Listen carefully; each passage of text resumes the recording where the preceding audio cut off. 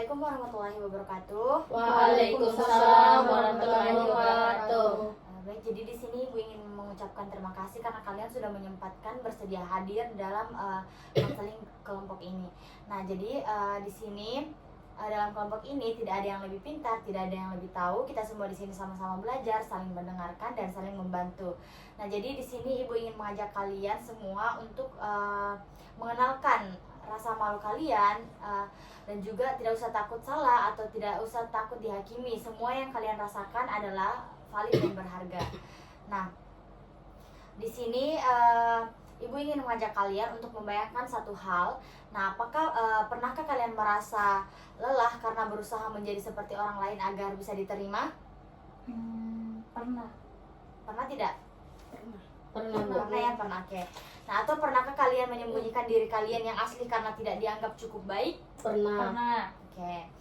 Nah, kalau iya, itu bukan hal yang aneh. Tentunya banyak remaja merasakan hal itu. Bahkan orang dewasa pun kadang masih bergumul dengan perasaan tersebut. Nah, tapi bayangkan kalau hari ini kita bisa mulai membuka sedikit demi sedikit cerita kita, dan ternyata ada orang lain juga yang merasa sama. Nah, kita akan mendengar cerita masing-masing dari teman-teman sekalian hari ini, tapi bukan untuk menilai. Nah, di sini kita akan mendengarkan untuk memahami dan menemukan bahwa kita tidak sendirian. Nah, jadi di sini kita akan fokus pada bagaimana kalian memahami pemahaman kalian sendiri dan mungkin bisa saling belajar dari cerita satu sama lain. Nah, jadi kan tadi Ica merasa kehilangan semangat belajar ya karena memiliki tekanan ekspektasi dari orang tua. Kalau boleh tahu, bisa kamu ceritakan lebih lanjut lagi seperti apa rasanya ketika ekspektasi itu datang? Iya Bu. Di sini kan kadang saya merasa kalau saya itu hidup bukan buat diri saya sendiri.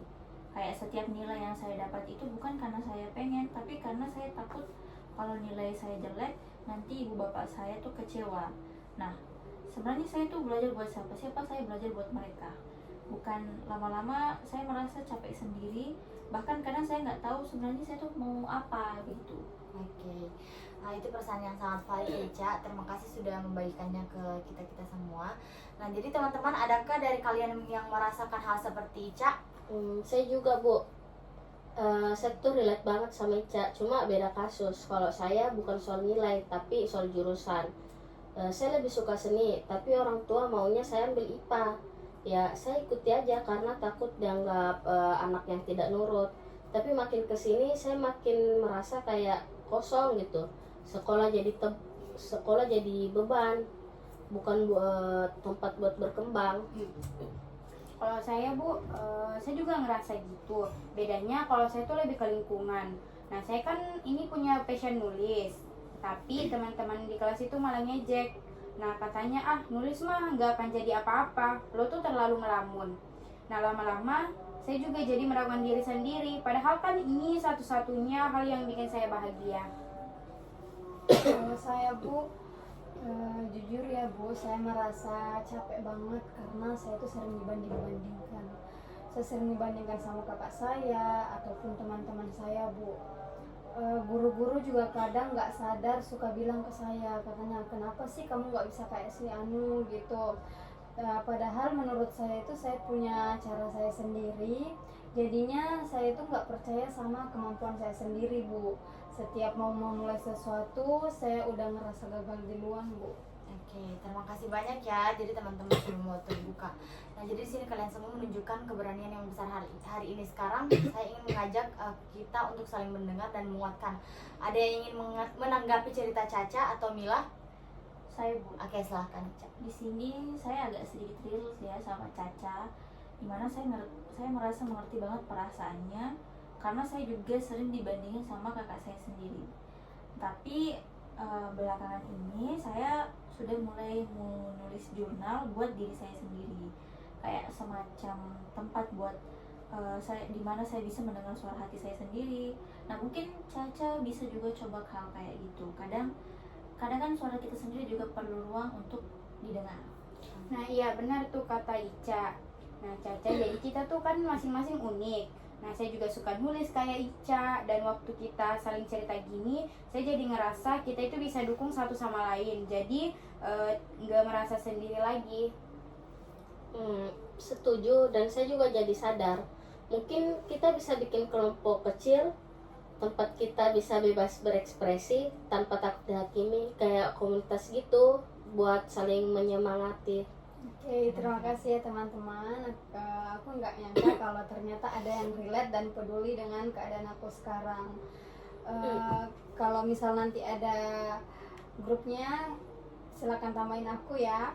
Mungkin selama ini aku terlalu fokus sama omongan orang lain, tapi sekarang aku tahu bahwa aku itu nggak sendiri.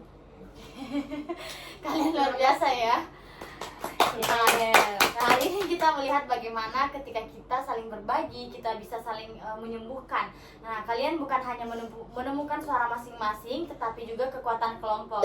Nah, sekarang sebelum kita tutup, saya ingin masing-masing dari kalian menyebut satu hal yang kalian sadari hari ini, dan satu langkah kecil yang ingin kalian ambil setelah sesi ini. Nah, bagaimana dengan Ica dulu? Kalau saya Bu, di sini mungkin saya sadar bahwa saya perlu belajar untuk hidup buat diri saya sendiri. Pertama, bukan untuk ekspektasi orang lain, bukan untuk ekspektasi orang tua.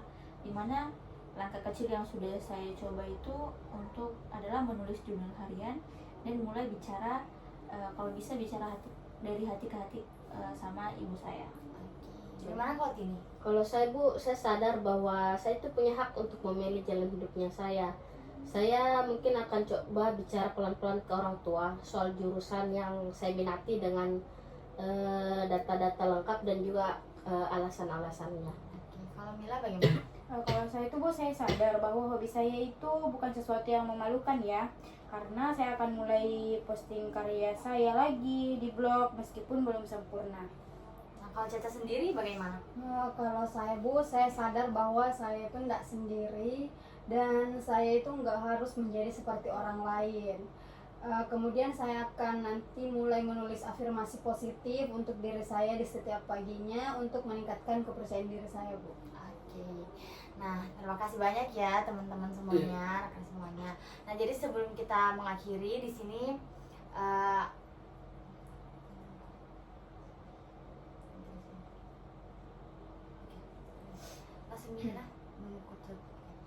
Oke, terima kasih untuk keberanian dan juga semangat kalian pada hari ini. Di sini Ibu sangat bangga dengan kalian.